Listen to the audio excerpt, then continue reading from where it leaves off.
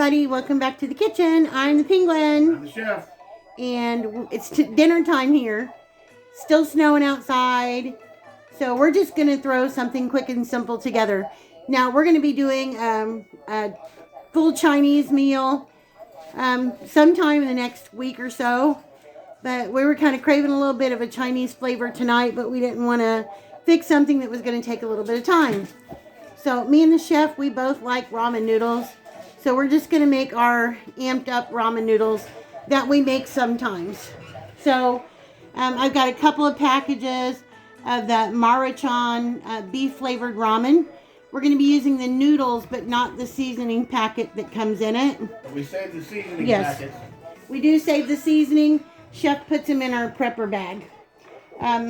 Here I have, and you can add whatever you want, but here I have some green onions, some slivered up carrots, and a little bit of broccoli. Now I can't really eat the broccoli, but that's okay because I'll just pick those out of my portion. You can add shredded cabbage or water chestnuts or anything like that that you might want to. I have some green onion tops for garnish, as well as some sesame seeds. I have some minced garlic right here. And I've got about a teaspoon of grated ginger, fresh ginger. And over here I have some beef broth that I made up from our powdered bouillon. Got a little bit of sesame oil, some oyster sauce, and some low sodium soy sauce. Again, you don't have to have the sesame oil and the sesame seeds. It's just something that we use in ours. And if you don't have the oyster sauce, that's okay too, because you're still going to have the soy sauce. You can add just a teaspoon of sugar and everything should balance out just fine. So I'm going to go ahead and get and the star of the show, because this is a poor man's amped up ramen. I have about a little over a half a pound of ground beef here. And I'm going to get this open and we're going to start frying that up. So I'll be right back. Okay, got ground beef in here now. We're just going to brown this up. And yeah, I've got my meat chopper over there, but I'm not going to use it for no more than we have here. Sometimes I like to leave the ground beef for this in a little bit bigger pieces, not as chopped up. So I add a little bit of pepper and a little bit of salt. Now when my plate's done, I'll end up adding a little bit of sriracha, but that's because I like it. But it's a little bit too spicy for the chef to have. So I'm going to let this brown up, and as soon as it gets brown, depending on how much grease is in it, I may have to drain it, but I'm going to be pulling the hamburger out of the pan and transferring it into a bowl. So I'll be back. Okay guys, so I have all of the hamburger browned up and taken out of the pan now. So I'm going to turn my heat back on, my electric skillet. And this just shows you don't have to have a wok to make Chinese food.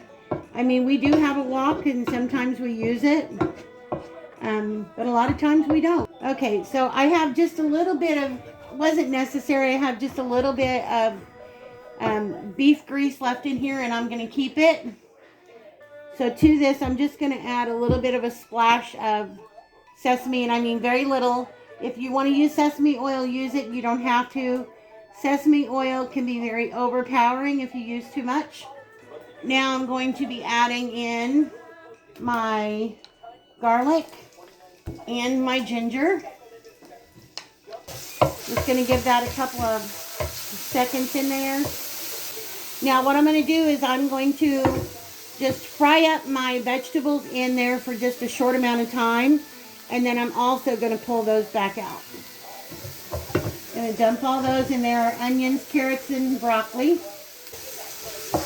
Let those cook in that ginger and garlic and oil for just a little bit.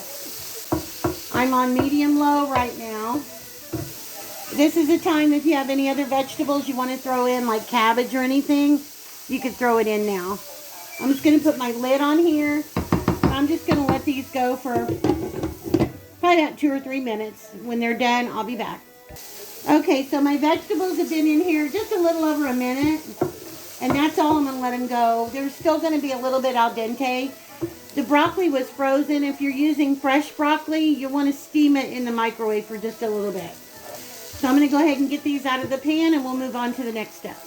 Okay, now we've got our vegetables out of the pan. I have in here, I have about 2 cups of beef broth. Man, it smells good in there too. Yeah, you can smell the ginger and the sesame. So this is just 2 cups of water with 2 teaspoons of the beef bouillon. And if I need a little bit of water, I'll just get me a little bit of water, but I think we'll be okay. So I'm just dumping this in my pan. And I'm going to save my jar for here in just a little bit. I'm going to turn my heat up just a little bit because I want to bring this to a boil in the pan. I've already got my noodles open. Again, like I said, I'm taking the seasoning packets out. These are full of salt. Or like I said, Chef keeps them for emergency purposes if we need some beef seasoning for something and we don't have any. And he also sticks some in his prepper bag because you can make all kinds of things with those. You can even make beef gravy with those. Okay, we have this going to a little boil now. If you can see that, I'm pretty sure you can see that. Okay. So now what I'm going to do is I'm going to take my noodles out and I'm just going to pop them in half. Lay them down in my, if you're using a skillet on the stove, it'd be the same, you'd just be doing the same thing that I'm doing. I'm popping my noodles here. Lay them down in there. And I'm gonna put the lid on. Let them sit there for about a minute like that. I'm gonna grab me some tongs and then we'll start breaking them up.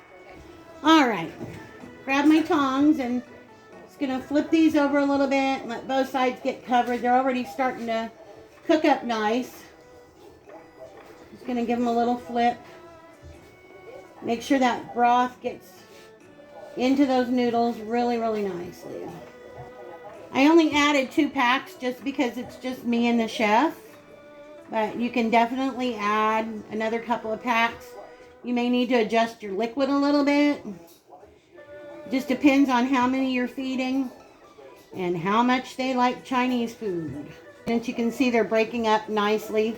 If you can see over my arm in that. You can do this with other meats too. It just doesn't have to be hamburger.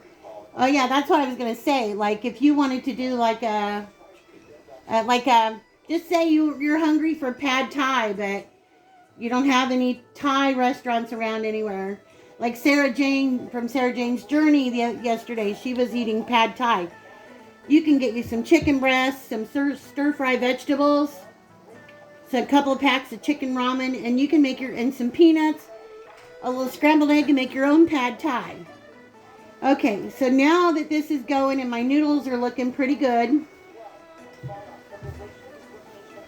they're cooking up nice, and I think you guys can see all that.